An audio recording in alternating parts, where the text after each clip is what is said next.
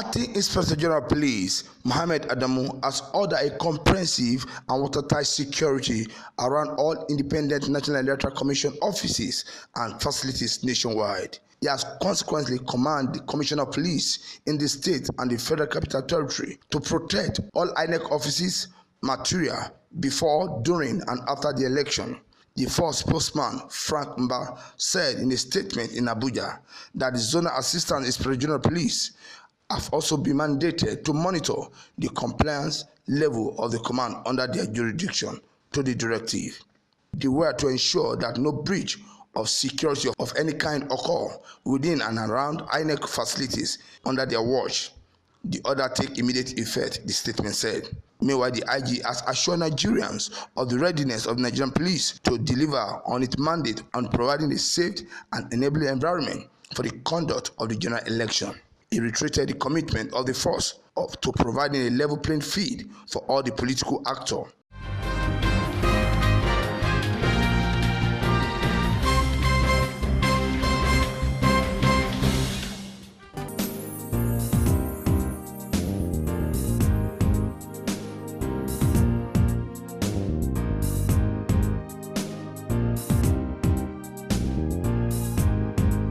The National Peace Committee says the ex-U.S. President Bill Clinton will attend the signing of the peace accord between President Muhammadu Buhari and Atiku Abubakar, the presidential candidate of the People's Democratic Party (PDP). In a statement, Atabakindo, head MPC Secretariat, Kuka Center, said event will take place on Wednesday at the International Conference Center in Abuja. Bakindo said Brownie Patricia Scotland, Secretary General of the Commonwealth, is also billed to attend the event. He said apart from giving the goodwill messages at the peace accord signing, Clinton will hold meeting with both Buhari and Atiku. The National Peace Committee is mindful of the importance of peaceful election and non-violent transfer of power, has engaged various stakeholders in preparation for the 2019 general election.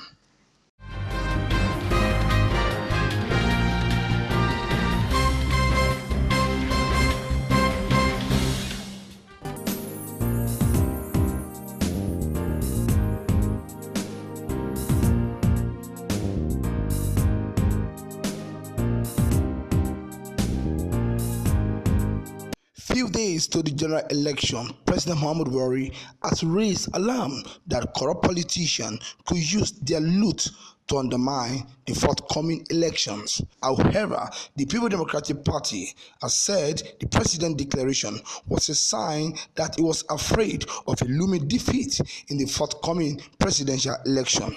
The president, however, said that the corrupt people had resources at their disposal to engage in vote buying and undermine the poll. Buhari said, as the president, he has tried to judiciously exercise the trust vested in him to combat corruption, insecurity, and equitable economy.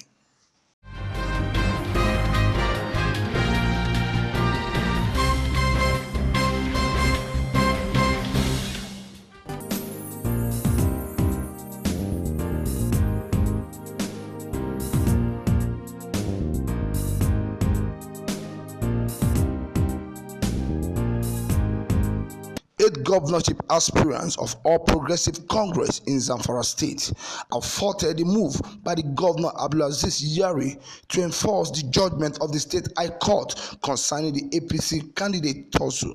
The aspirant under the umbrella of G8 said a novice application filed last Friday by Yari seeking the interim enforcement of the judgment of the state courts on the issue of the Tozu was strange to the law.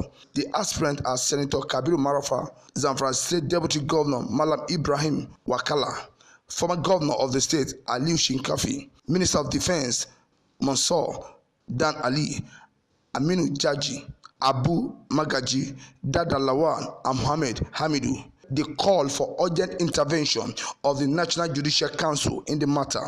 The aspirant purchased the APC governorship form for the 2019 general election, but the 8th form, the G8, following the crisis that has trailed the party primary in the state.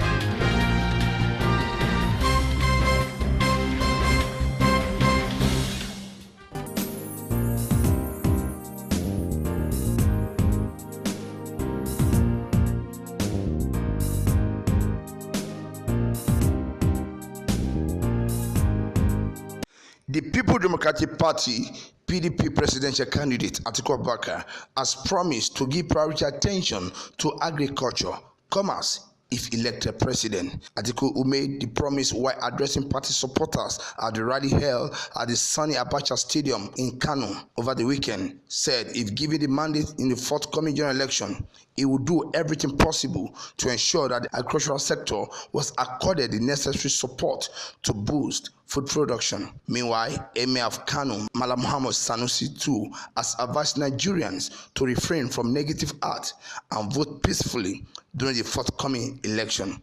Sanusi gave the advice when PDP presidential candidate Atiku Abubakar paid courtesy visit at his palace in Kano.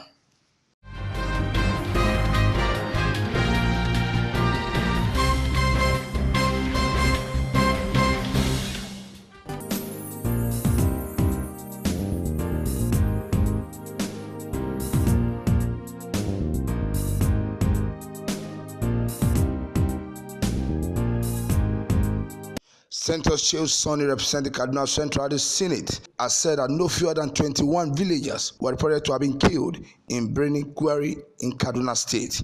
He said the villagers were killed between Thursday and Friday last week. Sani made this known to journalists in Niger State capital on his way back to Kaduna after rounding off his campaign for re-election in the area. He said the situation in Birnin Gwari and part of Niger and Zamfara State is worrisome and pathetic as people are being massacred in cold-blooded daily. He said there has not been no report from either police or the army to confirm the recent killing. Sani expressed sadness that he could not access Birnin Gwari through Kaduna Aziz and had to take the longer route of going through Suleja to Mina to Gagara before reaching the town.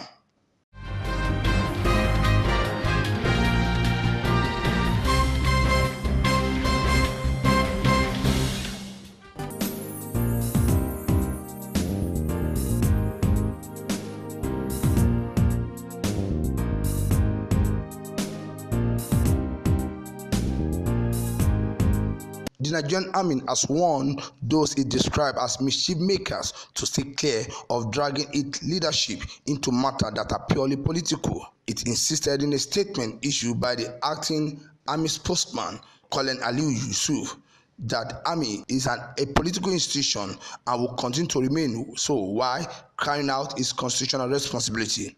Yusuf, while reacting to an allegation by Timi Frank, a former chieftain of All Progressive Congress, as published by some section of media, he said Frank alleging the publication that President Muhammadu Buhari and some INEC members held a meeting with the Chief of Army Staff, Lieutenant General Tukur Buratai, with intent to rig the forthcoming presidential election.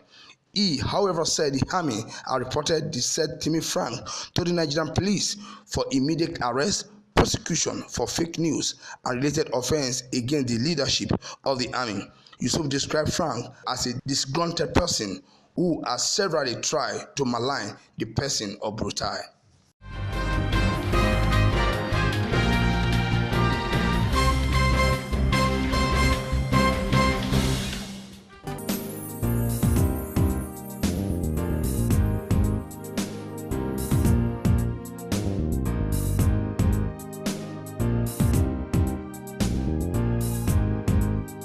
Nigerian Information Minister Lai Mohammed says Leria Shuaibu is not dead. Shuaibu is the only Christian girl among 119 students of Government Girls Secondary School, Dapchi, Yobe State, who were adopted by Boko Haram insurgents in February 2018. Other girls are since been free. Almost 1 year after since Sharibu was adopted, there have been a report of saying she's dead in captivity. Speaking with the journalists in Kwara State, Minister of Information Lai Mohammed said the fake news is ploy by the opposition to tarnish the image of All Progressive Congress government. It is absolutely fake news. There's nothing like that, he said.